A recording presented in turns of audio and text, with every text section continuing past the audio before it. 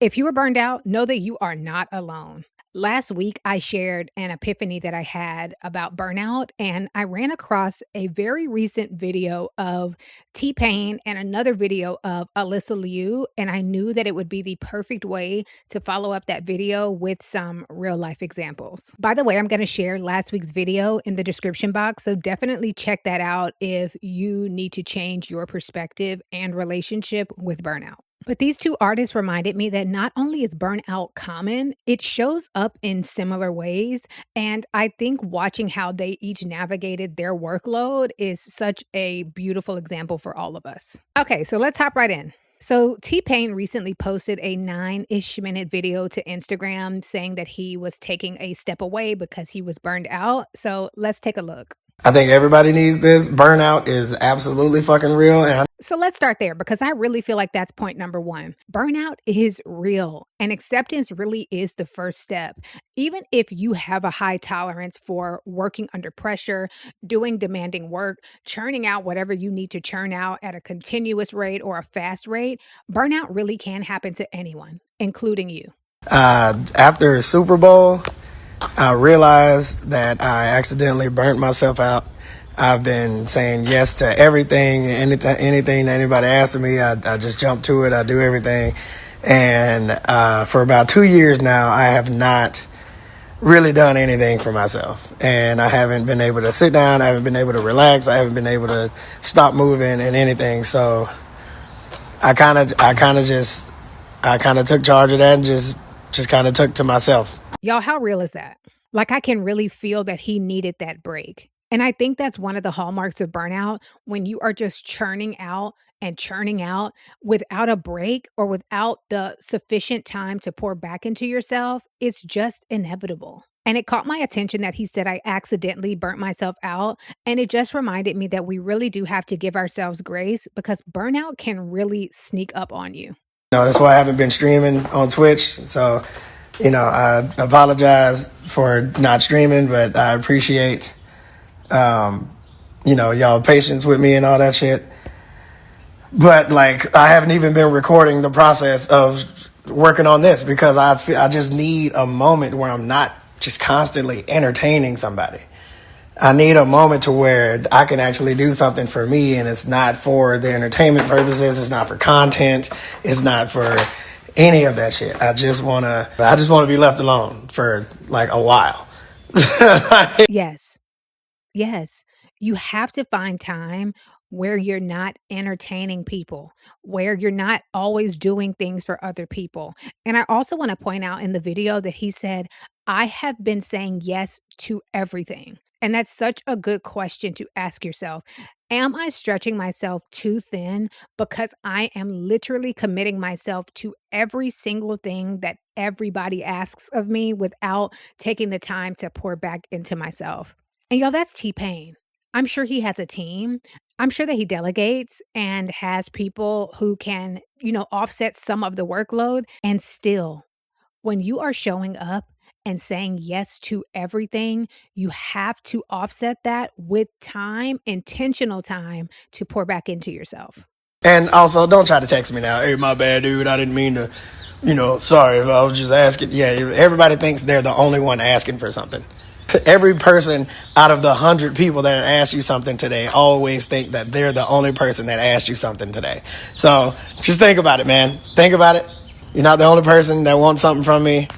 It's bombarded me for a long time. And if you see me again and I got a lineup, then you'll know I'm back at it. But as long as this is happening, don't text me. Did y'all catch it? Did y'all catch it? This man was setting boundaries. Do not try to text me. If I have not responded to you, that was intentional. I think that element of it, the social or kind of relational element of it, is what can make it so hard to take a step away when you need it. Because you know that people are counting on you. Maybe they even want to include you. But at the end of the day, sometimes you need to set boundaries to protect yourself, to protect your peace, and to protect your energy because it's not infinite. And I love that he pointed out that some people really do feel like they are the exception to the rule. And I feel like that was such a good example because everyone is living in their own worlds, but it was such a reminder that it's up to us to set boundaries. So I think it's important as you set boundaries that there are people who will feel like they are the exception to the rule. And it is up to you to set the boundaries and have the expectations be very clear. He said, "Don't try to text me. Do not call me, and I will not be calling you." I know that's right. I like the bartender, and looking at me.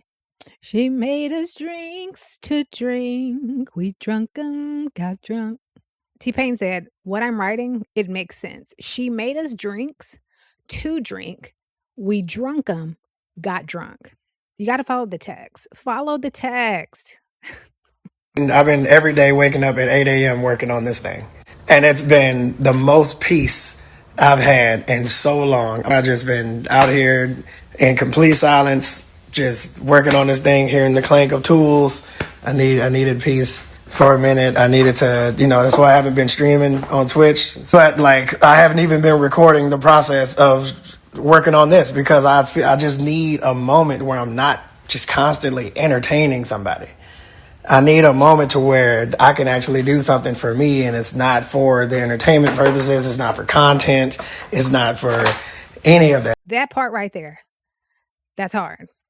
That's hard. I was so freaking happy that he addressed this because it's so sneaky. I love that he said, "I'm going to be working on these cars as a way to relax and, put my mind on something else, but I'm not going to be recording it. I'm not going to be streaming." And I think that's so important because when we are off duty, sometimes recording things or even trying to innocently document something can turn our rest into more work. And so our rest doesn't end up feeling restful. So I just love that he made that so clear. I'm really stepping away. I'm doing these activities, but I'm doing them just for me. Sometimes I think if we're not careful, our play can turn into more achievement, which kind of continues the cycle that we were trying to get a break from. I just thought that video was freaking everything. Everything. I watched every second of it because I just felt like everything that he was saying, especially as an artist, just felt so real. And I love this because he's working at a high level. He has the material things. People are excited about sharing space with him. And for a lot of artists, that's the dream. Having so many people seek you out for your work. People are asking to include you. It's great. He has the material things. He has the success by many standards, and you still need a break. You're still a human being, it's that churning out all the time without rest, without a break, without pouring into yourself. It's just a recipe for burnout. And one major thing that stuck out to me about T-Pain's video is that the work is not going to stop. You have to stop the work. And even hearing him talk about canceling gigs, canceling this, canceling that, it was just such a reminder that the work will continue unless you get off the train. And it's not easy to do. It's not easy to do, especially when people are counting on you. They want to include you. It's what you've always done. Maybe it's the way that you've always shown up. But I think the question to ask yourself is, am I taking the time to pour back into myself so that I have the energy to show up well for the things that I really want to do? And only you can answer that. So maybe you don't have a huge tour to cancel, but are there activities that you can eliminate that require more energy than you have to spend? But I think taking an energy audit can really be eye-opening to see where you're spending your energy and if that's the best way for you to be spending your energy, and making sure that you're always allocating a portion of your energy for active rest, true rest, deep rest. So shout out to T-Pain. So next up, we have to talk about Alysa Liu, who just won the gold for women's figure skating at the Olympics. I don't know if there is a better story that is symbolic of the benefits of taking a break from burnout. Just chef's kiss. Ugh. Okay, we'll watch some stuff. So she's performing at a high level, doing great, and decides, you know what? I'm going to take a break. Yeah, I'm out. Yo, sometimes I think making that decision to step away is the hardest part of the burnout cycle, especially when you're doing well. I just think it was so inspiring for her to have the courage to make that decision, especially when you're at that phase of your career. I think it's so easy to just keep going because you have everyone's expectations on you. You've been doing this, for so long, you've been training, but just the fact that she decided, "No, I'm going to do this," iconic, iconic. I found this in an article. She said, I would live at the Olympic Training Center in Colorado in a dorm by myself. I would eat their food. I went to the rink, skated, ate lunch there, skated some more, went back to the dorm. I didn't go anywhere. I didn't see anything. I was just there. And so, all that, I was like, skating is not worth it. Like, this is not worth it. And I think a couple things stuck out to me about this. This is not someone who is a stranger to hard work. You know, she is an athlete. She is putting her body through rigorous training all of the time. And sometimes I think that burnout can put you in this dull cycle of joyless work. Yeah, just hearing her describe that monotonous cycle just really stuck out to me because I think it happens to so many of us where you're just working and working and training, and you look up and you're separated from the joy that brought you to your work. Even her saying, like, skating is not worth it. Amen. Amen. You know, who knows what her perspective is now that, she has made a comeback in a different space. But I think something that I really admire about her journey is this realization that you are not your work. You're not your work. Even if your work is very important, even if you're at the top of your game, even if you are the first to ever do it the way you've done it, you are still not your work. And her taking that time away to find out who she is as a person, separate from what she does, I think it's very likely to say that that break in her life absolutely gave her the fuel to come back and show up the way that she did and win the gold. Alysa made it clear on the FaceTime call if she came back, she would be in charge going forward. I get to pick my own program music. I get to help with the creative process of the program. If I feel like I'm skating too much, I'll back down. If I feel like I'm not skating enough, I'll ramp it up. No one's gonna starve me or tell me what I can and can't eat. I love the arm on Philip DiGuglielmo agreed with Alyssa's conditions. I love that not only did she return to her work, but she returned to her work using what she'd learned from her break and really coming back on her own terms. I don't think that we always think about this because it's so easy to worry about what you're going to lose. But taking a break can allow you the space to reimagine your work and reimagine your approach to your work. For many years, she was dropped off at the rink. She was told what to do. Now she comes in and it is all collaborative. Mm-hmm. I could hold. Yes. And I thought it was really beautiful that because she took this break and made new decisions, it allowed her to be even more creative and to really bring more of herself to her work. And how could you not perform differently when you are literally putting more of your heart and soul into your work as opposed to kind of operating like a machine? I read where her coach said, I 100% believe that if she had not stepped away, she would not be here right now.